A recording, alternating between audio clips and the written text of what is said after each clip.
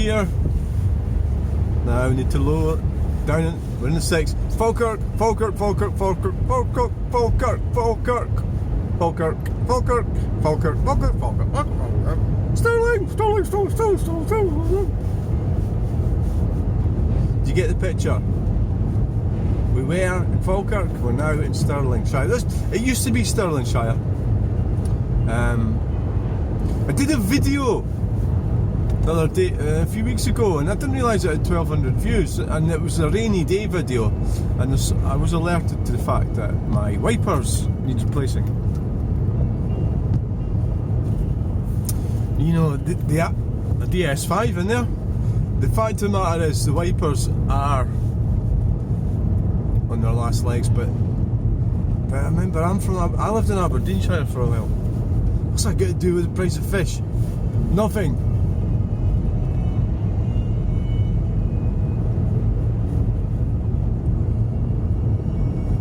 Oh, get another winter out of the wipers. Is that what you're saying? This is supposed to be an air road. You're supposed to be flying. I like that. Like, see the idea. There's a guy from Cumbernauld telling me how he used to do 70 in Cumbernauld, and it's because the roads were designed that the public and, you know, the general public, pedestrians and the cyclists and everything would not be on the, you know, the motorway, the roads. And then it sort of makes me think about futurism. Does it? Futurism. Well, the Autobahn in Germany and the autoroute in Italy, it was just this notion of, you know, getting somewhere really fast, you know, flying there, and now so the green communism's the opposite of that. You know, they don't want you to go anywhere. They want you to just be enslaved at home. So the connection between green communism, there's loads of flies in the car, which has been caused by that wheelie bin. It's in the back. And the connection between green communism and well, they don't want you to go anywhere, they just want you captive. So what's happening is so it's trying to understand it all. You're talking about Techno Feudalism, and that's like Elon Musk, you know, Mark Zuckerberg. Well, they're the people we know about, publicly known names and faces. So we're owned by corporations. So we'll be enslaved by, well, we're already there, sort of, green communism.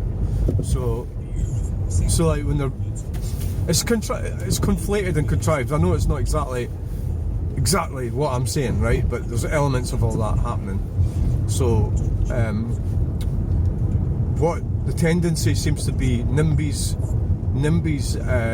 direct traffic, so to speak, as in, so police go along and ask the NIMBYs what they think. They want no entries, and they want, so not just the police but the government or any organisation that's funded by the government, so they get a cohort of NIMBYs to say, we want this factory shut down because it's polluting and blah blah blah blah blah blah, and they'll have it shut down, and it's because it doesn't affect them, or they don't realise it doesn't affect them, but it will affect them, but they don't know that, or it doesn't seem to affect them. So what we're going to have in Scotland, let's just talk about Scotland because that's where we are right now. We're going to have countless, again we've already got that, countless housing schemes. So like when you think about, if you think of Livingston and Cumbernauld, there was thought and planning went into that, to these places, right? Whether you like it or not, there was thought, and it was thought up, and it was very creative and all the rest of it, whatever. Whether it worked or not is another matter, but whereas just buying farmers' land here in Stirling Shire, the Falkirk district, or well, anywhere in Scotland, buying farmers' land and just putting massive housing schemes on it, mostly executive houses, so that the houses up at Bannockburn are starting at £280,000, right? If you're on £10 an hour, are you going to get a mortgage for that? No, you're not, are you? So you're going to get, like, say these fields what we're looking at right now, they're going to be. I'm just trying to think, which way am I going? I'm going into. I need to turn right at the roundabout. So you're going to have. So just get a field like that one on the left or that one on the right, and you just fill it full of houses. So what I'm saying is, Cumbernauld had thought put into its design, the whole thing, the way the whole thing works or worked or was supposed to work.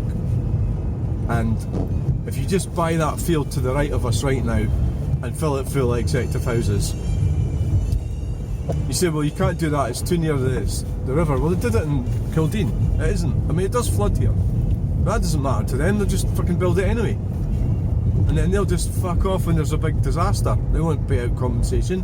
It's not their fault, is it? It's your fault for buying the house. Anyway, the houses are worth nothing. If you think of the intrinsic value of a house, you know, the house is a scam. It's only just like a few. It's cheap materials. But that's what they make at West Fraser, actually, is materials for housing. MDF. What are you talking about? Why are you going on about that? I don't know. So you've got no. Then what could happen? This is looking at the future. The bubble will burst, right? So they'll stop building houses. There'll be some kind of big, massive, like a credit crunch. We had a credit crunch in 2007. Was it 2008? There'll be a credit crunch. I bought my last. Oh, stop going on about that, right? But I can remember the last credit crunch. So this could be a bigger credit crunch. Gordon Brown went and printed a load of money. They called it quantitative easing. It's a fraud against the people because you've got to pay it back. Well, I don't even know how. I can't get my head around it, but it sounds to me to be fraudulent. So you're printing money, you know. How is it they can print money? But if we do it, it's called counterfeiting. But they can do it.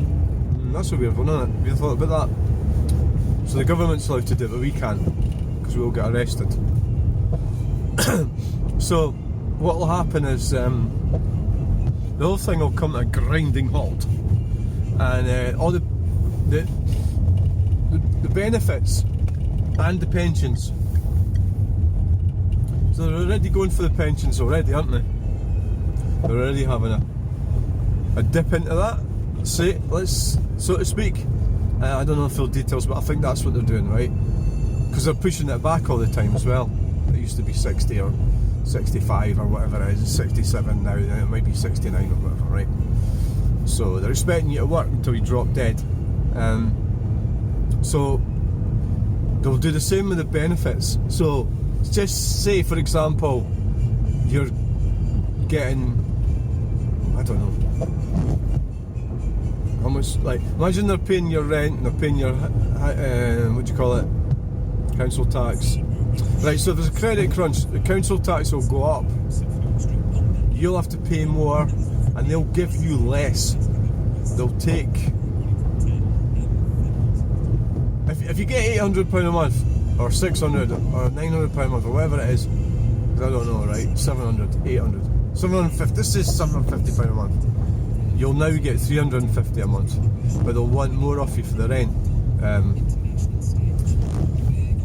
A lot of people will leave, but I mean that's sort of happening already as well. But a lot of immigrants will not hang around. Why would they want to hang around? You know, road closed here, it says. The immigrants are not going to want to be here.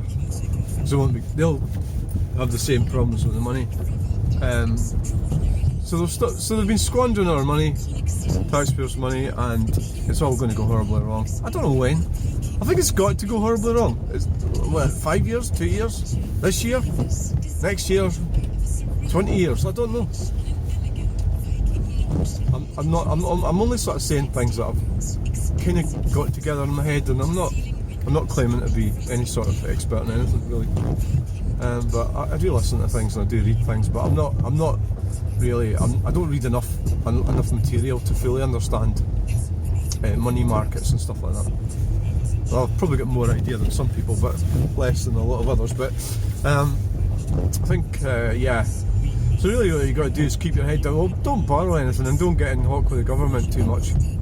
So what I mean is, don't depend on that money that they're giving you. If you depend on it, if you don't get it, you're going to die. And you are going to die. Starve to death, freeze to death. So I've got my wood burner, you know. So that's me. If you know, if I can't afford, can't afford to pay, or I can't get gas or electric, or whatever it might be, I can cook my food on that wood burner, you know, and go out and get wood. So you say, well, the government will stop me from burning my log burner because they'll make it illegal or something, or they'll make it illegal for you to get wood.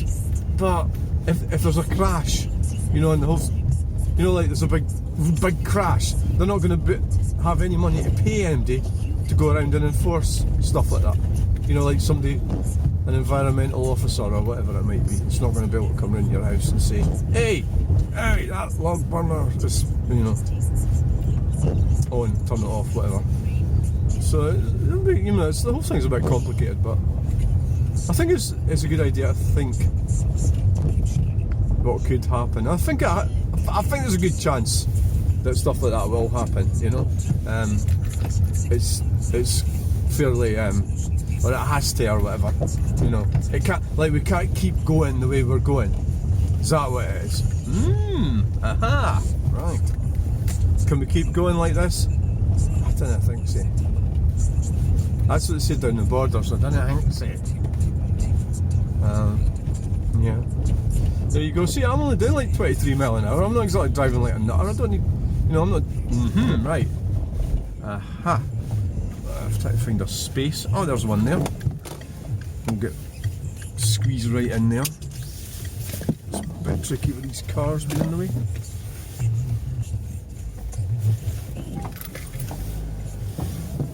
Watch out for any nutters, any mad people.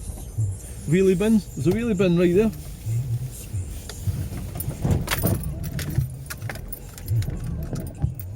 Right. Just reverse into the wheelie bin. Thanks for watching. Please try not to worry about the stuff I've been talking about. Bye!